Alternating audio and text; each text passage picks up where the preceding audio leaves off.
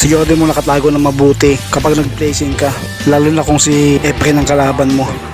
Dahil once na nasisilip niya yan, sigurado may papasok at may papasok niya yan. Lucky baby. No, I don't.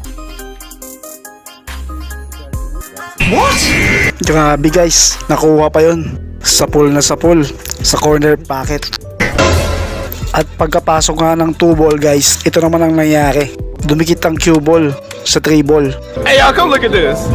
Pero walang pag-aalinlangan. Tinira ni Efren ang 3 ball. Pasok ito guys sa side pocket.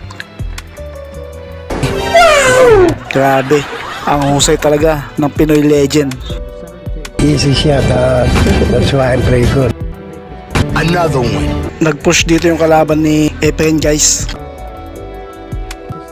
Idinikit niya yung 5 ball sa 7 ball.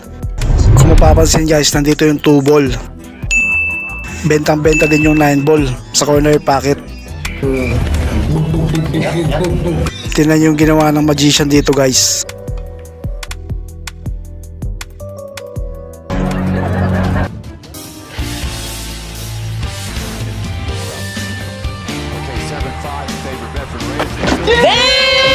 Grabe guys, alam na alam ni Efren kung gaano kalipis yung tama niya sa dos. Tansyado niya na yung cue ball. Alam niyang tatamaan niya yung 9 ball sa my corner pocket.